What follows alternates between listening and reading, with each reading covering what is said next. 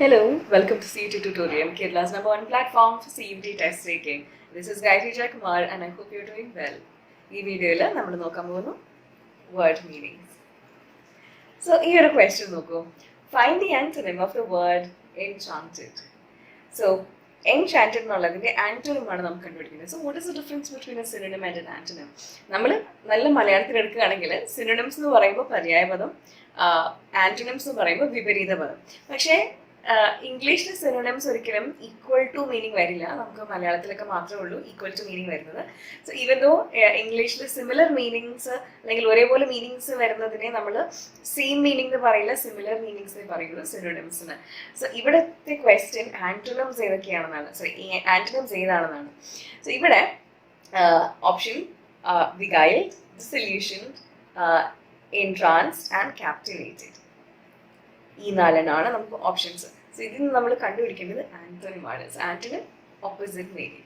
So ഇതിൽ എൻചാന്റഡിന്റെ meaning എന്താണ്? നമ്മൾ ഒരു മോഹവലയത്തിലാകുക എന്നുള്ളതാണ് എൻചാന്റഡ്. നല്ല മലയാളത്തിൽ പറഞ്ഞു തരികയാണെങ്കിൽ അതാണ് നമ്മൾ ഒരു എക്സാക്ട്ലി പറഞ്ഞിട്ടുണ്ടെങ്കിൽ ഒരു മന്ത്രവലയം, ആ ഒരു മിസ്റ്റിക്കൽ അല്ലെങ്കിൽ ഒരു മാജിക്കൽ എലമെന്റ് വരുന്നതാണ് എൻചാന്റഡ് എന്നുള്ള ഐഡിയ വരുന്നത്. നമ്മളൊരു സ്പെല്ലൊക്കെ കാസ്റ്റ് ചെയ്ത് കഴിയുമ്പോഴത്തേക്കും അതിന് അടിമപ്പെട്ട് വരുന്നതിനാണ് ശരിക്കും പറഞ്ഞാൽ എൻചാന്റഡ് എന്ന് പറയുന്നത്. പക്ഷെ നമ്മൾ വളരെ ഭംഗിയുള്ള കാര്യങ്ങൾ കണ്ട് നമ്മൾ അതിൽ വളരെ ആകൃഷ്ടരായി കഴിയുമ്പോഴും we can use the words like enchanted, beguiled, പിന്നെ captivated, അതുപോലെ തന്നെ entranced. ഈ മൂന്ന് വേർഡ്സ് നമുക്ക് ഈ ഒരു മീനിങ് വരുന്ന വേർഡ്സ് ആണ്. അതായത് നമ്മളൊരു മോഹവലയത്തിലായി പെടുക, അല്ലെങ്കിൽ ഒരു മാന്ത്രിക വലയത്തിലായി പെടുക, അല്ലെങ്കിൽ we are like fully attracted to that thing, ഒരു മാജിക്കൽ കണക്ഷൻ തോന്നുക. ഇതൊക്കെ എൻചാൻസ്മെൻറ്റ്, beguiled, അല്ലെങ്കിൽ എൻചാന്റഡ്, beguiled, എൻട്രാൻസ്ഡ്, ക്യാപ്റ്റിവേറ്റഡിൻ്റെ ഒക്കെ മീനിങ് ആണ്. ഇതിൽ ആന്റണിമായിട്ട് വരുന്ന ഡിസൊല്യൂഷൻഡ് മാത്രമേ ഉള്ളൂ.